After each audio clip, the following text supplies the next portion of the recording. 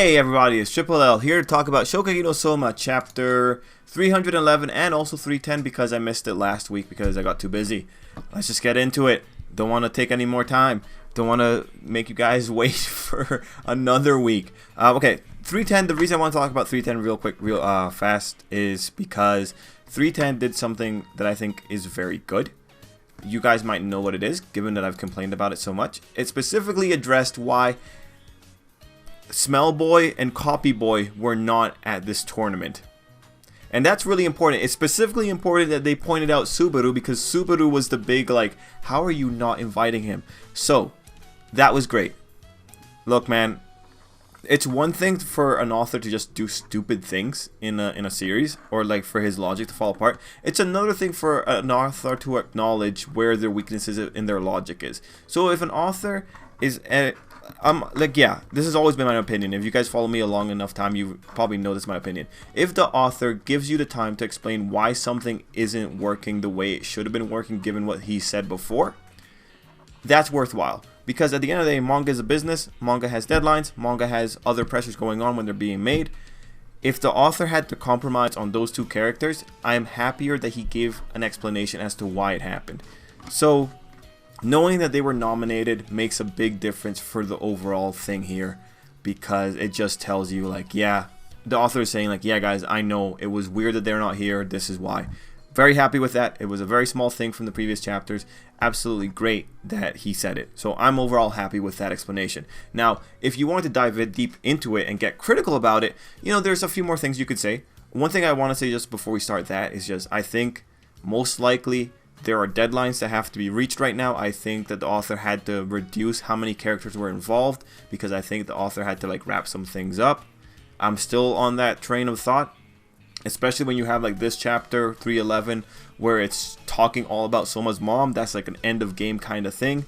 So I think knowing that there were deadlines that had to be kept, I think it's fair that things had to be compromised. But their reasoning was that they don't want to go up against Soma effectively. Like, they just didn't feel like they were worthy of going up against Soma. And it's like, well, why do you guys feel like that? And then Megumi and Takumi are just totally doing whatever. And it does expose, like, a little bit of a flaw in the reasoning, being that even if you don't want to go up against Soma, there are still so many other people that you can clash against that you could learn so much from. Like, let's face it, if Hayama or Subaru went up against these people, they would most likely learn. Subaru in particular, like, I could have imagined Subaru being used as the thing that introduces Asahi's power, because how appropriate would that be? The copier versus the super copier. You could get to see, like, these distinctions between the two powers, and you could also maybe give Subaru an accolade in being like he's the only person that could actually get close to beating Asahi if he had enough time, just because they both have the same kind of idea in their power. So, you know, at the end of the day, I think he had to give an excuse for why they weren't there, but the logic itself doesn't really work in the long term when you, like, try to break it down, because, well, just other people are there that could have been there, and it's unfortunate. But then you look at how Tsukasa was treated, and it's just like, there's just no time for this. The guy just doesn't have time to show off these characters properly, so why even bother putting them in there? So at the end of the day, I think this was just the cruel reality. I think that there were deadlines. I think given how rushed everything else was, I think we could argue it had to happen that way. I'm happy that the author tried to give us a reason, because that at least shows that he is aware of the really questionable parts. So moving into chapter 311, 311 was interesting. As we find out, the crux of what makes Soma better than Asahi is the taste of failure. When you have two people who effectively got the Totsuki regiment of training, when you have two people who effectively fought against people from multiple different cultures, of course the one thing that they had between the two was that Soma had experience, and he had the experience of failure. That's the biggest thing. That's what the author is ultimately going towards. And, you know, the author is also kind of heavy-handed about it throughout the chapter. Like, there was one panel where Sarge was just saying, does he not fear failure? And it's like, oh my god, yes, we know he does not fear failure. Duh, obviously. Why are you guys being so... They're so weird about it, man. It's just so heavy-handed. It's... oh, okay, whatever.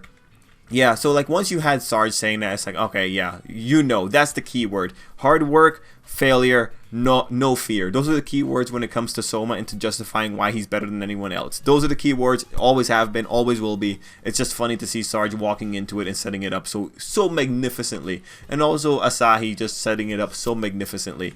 Overall, I love the whole watching the fall of these people and just how freaked out they get. And it's just like, come on. So that's why I also love that the judges are all just like, buddy, you don't know this kid. We've tasted his dishes. We know what he's about. So, you know, all that was pretty good.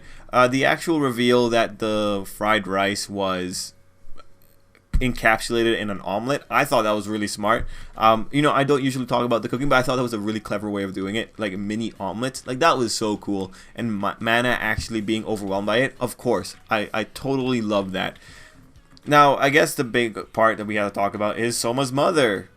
I figured that Soma's mother would be the reason he got that never give up personality, but did not expect her to look like a female Soma.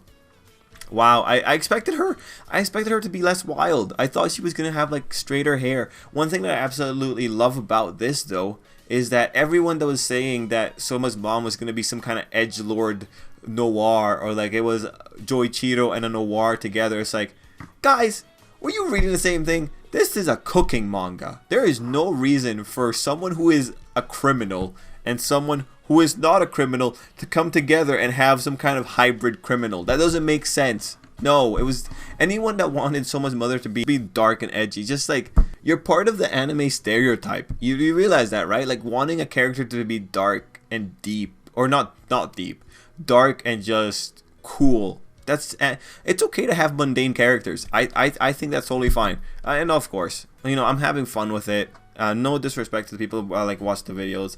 I have a pretty good sense of who's watching these videos at this point because of all the comments, and it's been that core group. It's just, you know, when you're reading on Reddit or you're reading on Manga Stream and they're like, oh yeah, like Soma is the perfect mixture of darkness and light, and it's like, don't buy into this horrible metaphor. There is no dark and light here. There's just people who cook for legit places, and there's people who cook for criminals. There's really nothing else going on here. These people at the end of the day are just Totsuki rejects, because that's pretty much what they're doing. Okay, you guys also know I'm very dismissive of the noirs in general. I think they were just okay, whatever. Not the point. Point is, Soma's mother looks like a female Soma, and she looks pretty cool, and it's pretty funny that she was never good at cooking, but fried rice was the one that she could sometimes get correctly. I really love that. That was really cool. But is anyone else curious about Soma's grandfather? I feel like we've opened up the doors to Soma's mother. The guy throws in Soma's grandfather, has to establish why Yukihira ended up with Joichiro. But I'm just thinking, like, when did the grandfather die? Is he dead? Is his grandpa still hanging around in the countryside somewhere? Because if he is, that'd be really cool. Be really cool. But yeah, that was pretty good. I'm sad that his mother passed away, but I'm glad that Soma got to spend 6 years with her, at least. I hope they had a happy life. But that was pretty good. It was good knowing where Soma got his taste of failure from, and it's nice to see how much Soma loved his mom. That was really wholesome. Speaking of that, like the one picture of Soma, like when he's talking about fragrantless fried rice, the art is always on point for Shokugeki no Soma, but that picture looked amazing. That was amazing. That was such a good picture. Overall, man, like this chapter is a feel-good chapter, because this is just where everything comes together. Where Soma's life fights against this guy who just showed up, the ultimate villain, the one that has all cooking styles under his belt. It's just like, it was good to see Asahi fall, pretty much. So, you know, overall, I'm pretty happy with the chapter, just because I think this is another really great chapter of Soma. It's just doing everything nicely. It's taking its time. It's showing off the smile of Soma's mother. It's just a good time. I enjoy it. And then you have that the cliffhanger of there's gonna be a mass disrobing that's different from everything else.